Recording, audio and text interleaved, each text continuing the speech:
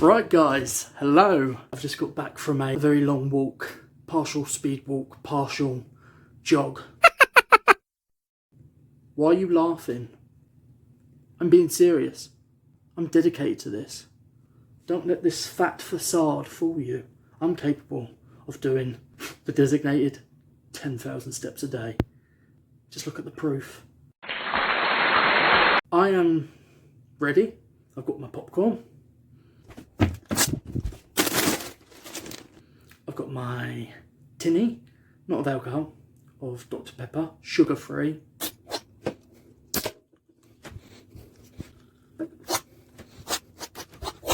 Yeah, but you sweeteners, deniers and haters, if it gives me cancer, so will sausages and bacon and tobacco and nicotine and 5G.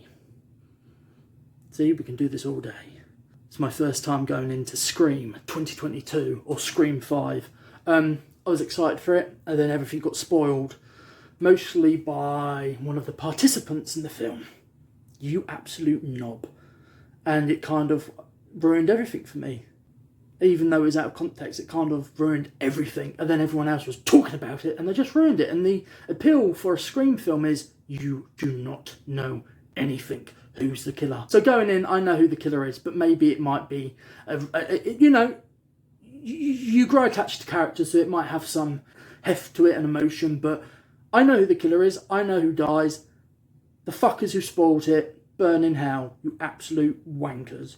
But I'm going in open-minded. I like the directing duo. The previous movie was Ready or Not. Oh, I love that film. Fucking weird. I wonder what they're going to do. This is the first movie not directed by Wes Craven, though there was a Scream television series. I wasn't interested. I think they were just trying to fit it into that whole Riverdale type thing. But we don't know. It could have been the Dawson's Creek of Scream television series. But this is my pre-ramble before I get into the review. But I have not low expectations, but I'm excited to see what this directing duo can do. It's an honour. Not really. Welcome to Articulate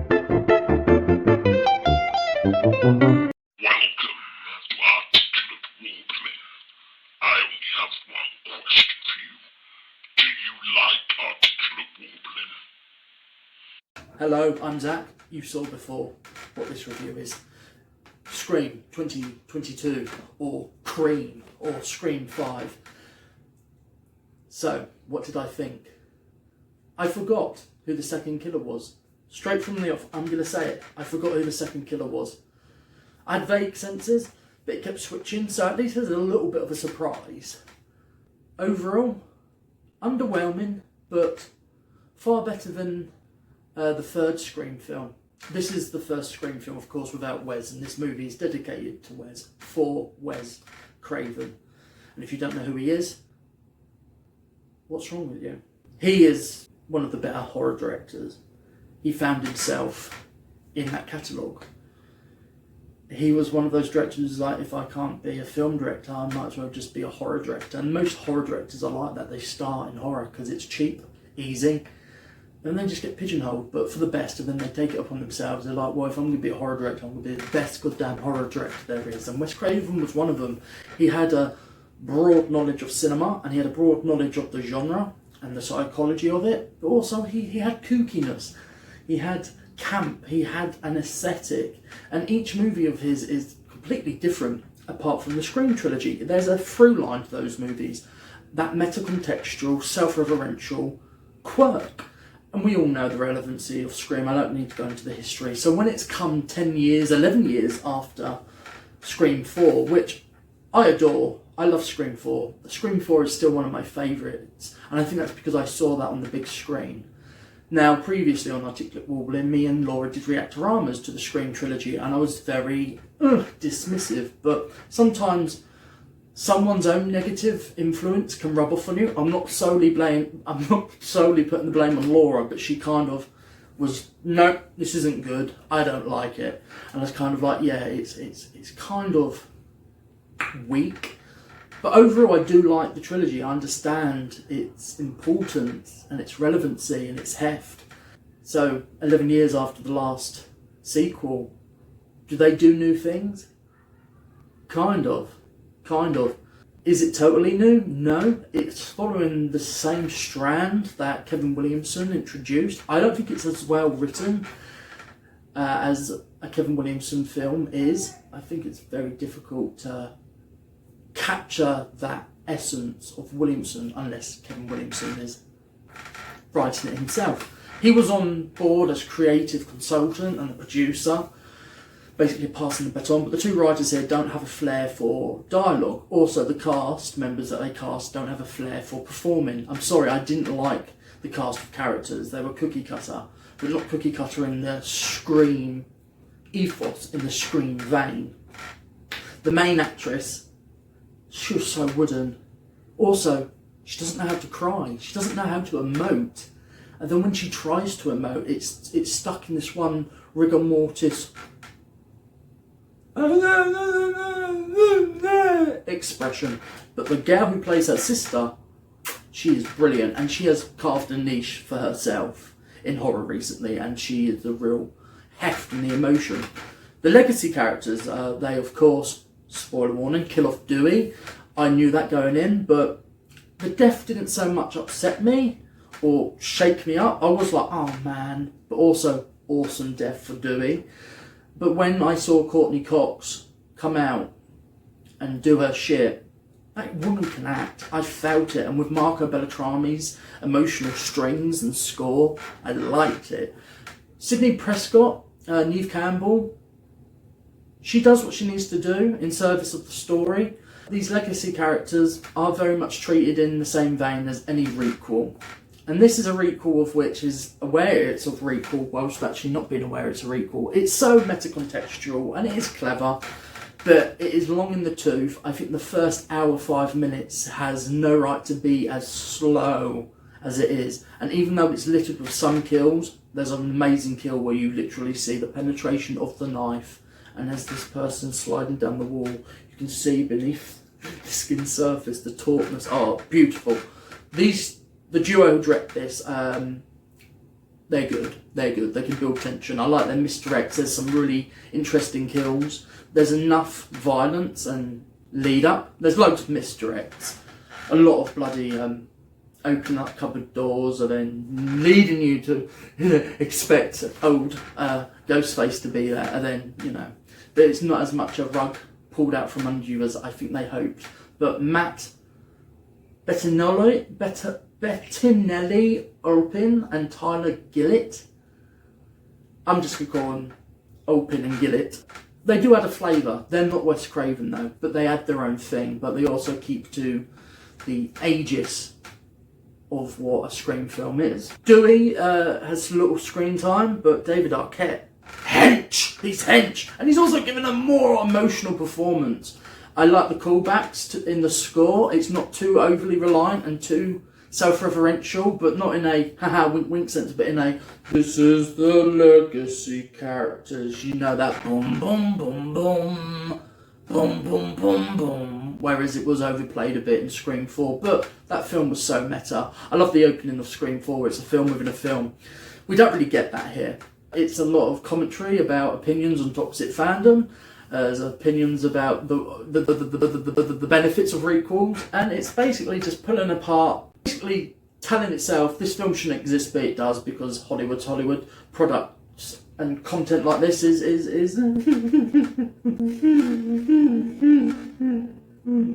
oh, money making. It's viable.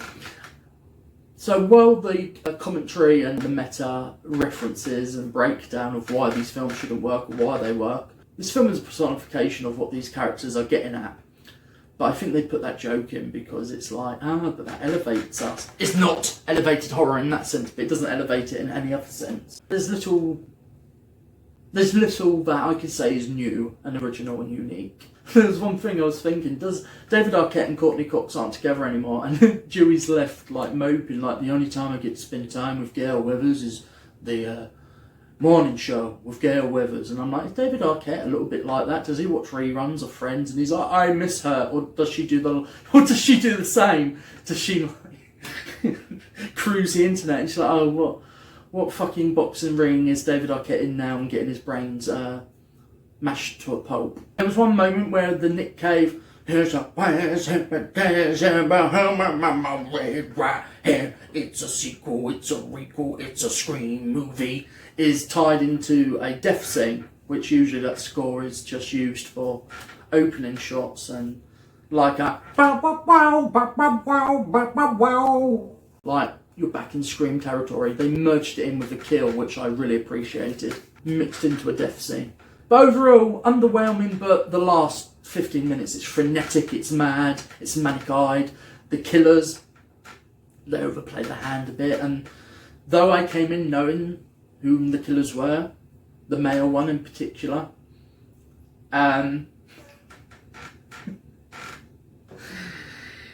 certain scenes he plays it too much, or the editors, the creative team that show his reactions to certain scenarios, they showed their hand too quick. But at the beginning, Dewey says it, look at your partner, he's a suspect number one. It's a 3-star film, it's entertaining, I'm interested to see where they're going to take it. I really want these legacy characters to be treated better.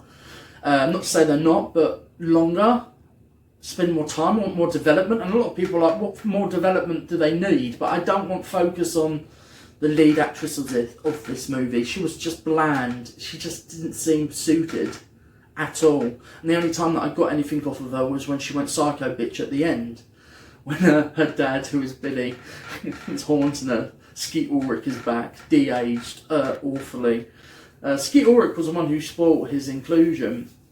Like a day after the release of the film, he's like, cat's out the bag, I'm in the film, and I'm like, you absolute fucking turd. I didn't like that angle, and also the introduction of it was just like, we're just going to get a legacy character who's dead, but it's tied into this character, this young woman, psychosis, visions of her father, of whom she believes to be the killer, and it's just like, it works, it doesn't work.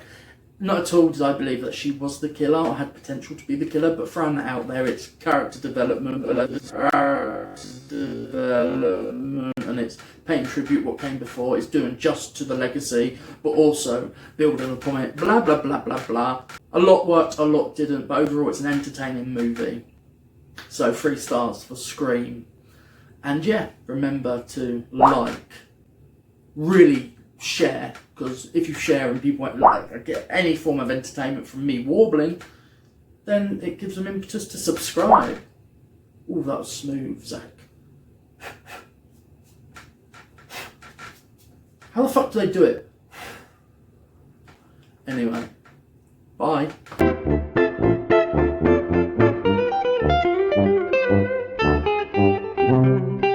1, 2, 3 slashes.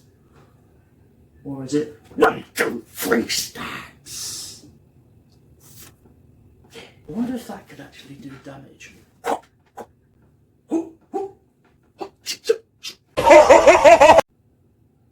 Oh yeah, it's quite sharp.